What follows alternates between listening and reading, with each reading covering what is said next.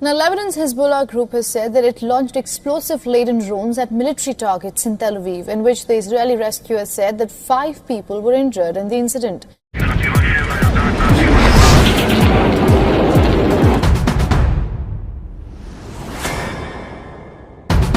കരയുദ്ധം കൈവിട്ടുപോകുമെന്ന് മനസ്സിലാക്കിയ ഇസ്രായേൽ ബെയ്റൂത്തിൽ വ്യോമാക്രമണങ്ങൾ കൂടുതൽ ശക്തമാക്കിക്കൊണ്ടിരിക്കുകയാണ്. തിങ്കളാഴ്ച രാത്രി ബനൈ ബറാക്കിലും റമത്ത് ഗാൻ പ്രദേശത്തും ഹെസ്ബുള്ളയുടെ റോക്കറ്റ് ആക്രമണങ്ങളെ തുടർന്ന് 5 പേർക്ക് പരിക്കേൽക്കുകയും അതിൽ ഒരാളുടെ നില ഗുരുതരവുമാണ്. ഇസ്രായേൽ സൈന്യത്തിന് മരണക്കെണിയൊരുക്കി വീഴ്ത്തുകയാണ് ഹെസ്ബുള്ള തെക്കൻ ലബനാനിൽ ചെയ്തുകൊണ്ടിരിക്കുന്നത്. ഒരു ഇസ്രായേലി പട്ടാളക്കാരൻ കൊല്ലപ്പെട്ടതായി വാർത്ത സ്ഥിരീകരിക്കപ്പെട്ടിട്ടുണ്ട്. ടെല്ലവീവിന് നേരെ ഹിസ്ബുള്ള നടത്തിയ ദീർഘദൂര മിസൈൽ ആക്രമണത്തിൽ ടെല്ലവീവിന് സമീപമുള്ള ഷഫ്രൻ പ്രദേശത്ത് ഒരു സ്ത്രീ കൊല്ലപ്പെടുകയുണ്ടായി. ഹിസ്ബുള്ള ലോങ് റേഞ്ച് മിസൈൽ ആക്രമണങ്ങൾ വ്യാപിപ്പിക്കുകയും ഇസ്രായേലിന്റെ മിലിറ്ററി ബേസുകളെ ആക്രമിച്ച് നാശനഷ്ടങ്ങൾ വരുത്തുകയും ചെയ്തുകൊണ്ടിരിക്കുകയാണ്. ഹിസ്ബുള്ളയുമായി വെടിനിർത്തൽ കരാർ ഉണ്ടാക്കുവാൻ അമേരിക്കൻ പ്രതിനിധി ബെയ്റൂത്തിലേക്ക് പാഞ്ഞിരിക്കുകയാണ്. അതിർത്തിയിലെ കുടിയേറ്റ പ്രദേശത്ത് നിന്നും ഓടിപ്പോയ 60,000 ഇസ്രായേലിനെ തിരിച്ചു കൊണ്ടുവരാനെന്ന പേരിൽ ഇസ്രായേൽ ലബനാനുമായി തുടങ്ങിയ യുദ്ധം രൂക്ഷമായപ്പോൾ ലക്ഷത്തിലേറെ ജനങ്ങൾ സ്ഥലം വിട്ട് ഓടിപ്പോകുന്ന സാഹചര്യമാണ് ഉണ്ടായിരിക്കുന്നത്. ഇനി അവരെ തിരിച്ചു കൊണ്ടുവരണമെന്നുണ്ടെങ്കിൽ പൂർണ്ണമായ വെടിനിർത്തലല്ലാതെ ഇസ്രായേലിന് വേറെ നിവൃത്തിയില്ലാതായി. 100ഓളം മിസൈലുകളാണ് ഹിസ്ബുള്ള ഇസ്രായേലിലേക്ക് അയച്ചത്. ദിവസവും 100 കണക്കിന് മിസൈലുകളും റോക്കറ്റുകളും ഇന്റർസെപ്റ്റ് ചെയ്ത് അയൺ ഡോം ആകെ കുഴഞ്ഞ മട്ടാണ്. ഇപ്പോൾ പല റോക്കറ്റുകളും ഹിസ്ബുള്ളയുടെ ലക്ഷ്യസ്ഥാനത്ത് പതിക്കുന്നുണ്ടെന്നാണ് നാശനഷ്ടങ്ങളുടെയും പരിക്കുപറ്റുന്നവരുടെയും കണക്കുകൾ വ്യക്തമാക്കുന്നത്. ഹിസ്ബുള്ളയുടെ ആക്രമണങ്ങളെ തുടർന്ന് ആകെ 56 പേർ ചികിത്സ തേടി ആശുപത്രിയിൽ എത്തിയിട്ടുണ്ടെന്നാണ് the Times of Israel report ചെയ്തിരിക്കുന്നത്. ഇതിൽ 18 കുട്ടികളും ഉൾപ്പെടും. നിരന്തരമുള്ള മിസൈൽ റോക്കറ്റ് ആക്രമണങ്ങളും സൈറൺ ശബ്ദങ്ങളും ഉണ്ടാക്കിയ ഭീതി കാരണമാണ് ആളുകൾ ആശുപത്രികളിൽ ചികിത്സ തേടി എത്തിയിരിക്കുന്നതെന്നാണ് റിപ്പോർട്ട്. അതേസമയം ലബനാനിലെ UN ബേസിനെ ആക്രമിച്ചതിന്റെ പിന്നിൽ ഹിസ്ബുള്ളയാണെന്നാണ് IDF ആരോപിച്ചത്.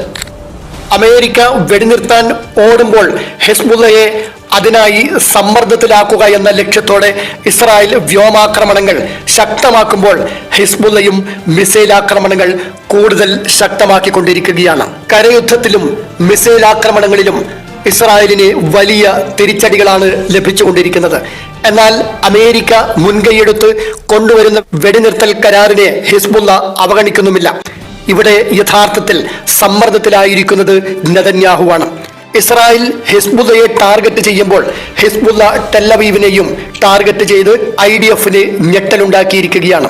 ഇസ്രായേലിന്റെ പ്രധാന സൈനിക കേന്ദ്രമായ കിര്യത്ത് സ്മോണിനെയും ഹൈഫയെയും ഒരുവിധം തകർത്തുകൊണ്ട് ഇപ്പോൾ ഹിസ്ബുള്ള ടെല്ലവീവിലേക്ക് നീങ്ങിയിരിക്കുകയാണ്.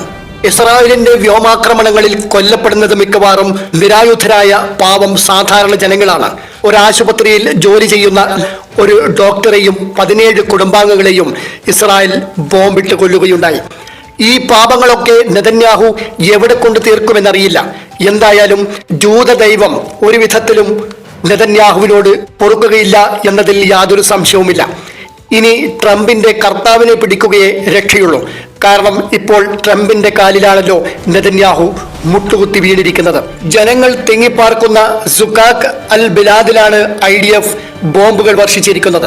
അതേസമയം ഹിസ്ബുള്ള ലക്ഷ്യമിടുന്നത് കൂടുതലും ഇസ്രായേലിന്റെ ആർമി ബേസുകളെയും വ്യോമ ബേസുകളെയും ഇടയ്ക്ക് നെതന്യാഹുവിന്റെ വസതിക്ക് നേരെയുമാണ്.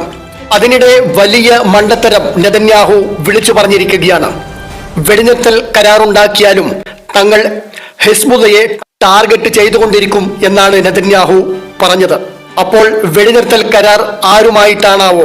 ഇതുവരെ യുദ്ധത്തിൽ നേരിട്ട് പങ്കെടുക്കാത്ത ലബനാൻ സർക്കാരുമായാണോ വെടിനിർത്തൽ കരാർ ഉണ്ടാക്കാൻ പോകുന്നത്? ലബനാൻ സർക്കാർ എന്നാൽ ഹിസ്ബുള്ളയും ഉൾപ്പെട്ടതാണല്ലോ. പിന്നെ മറ്റൊരു കാര്യം, ട്രംപിന്റെ മരുമകൻ അഥവാ മകളുടെ ഭർത്താവ് ലബനാൻകാരനാണെന്ന കാര്യം നെതന്യാഹു മറക്കരുത്. വെടിനിർത്തൽ കരാറിന്റെ പിന്നിൽ അദ്ദേഹത്തിന്റെ കയ്യുമുണ്ടെന്നാണ് സംസാരം.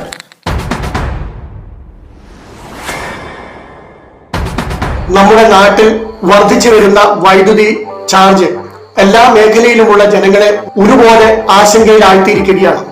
വൈദ്യുതി ചാർജ് ഇനിയും വർദ്ധിക്കുവാനാണ് സാധ്യത. ഇതിനെ എങ്ങനെ തരണം ചെയ്യും എന്ന് അറിയാതെ പല കുടുംബങ്ങളും ബുദ്ധിമുട്ടുകയാണ്. വൈദ്യുതിയുടെ ഉപയോഗം കുറച്ചുകൊണ്ട് ഇതിനെ തരണം ചെയ്യുക എന്നത് അപ്രായോഗികമായ ഒരു കാര്യവുമാണ്. ഇതിന് ഒരേ ഒരു പോംവഴി മാത്രമേ ഉള്ളൂ. പ്രകൃതി അഥവാ ദൈവം തരുന്ന സൗജന്യമായ സൗരോർജം ഉപയോഗപ്പെടുത്തുക എന്നത്.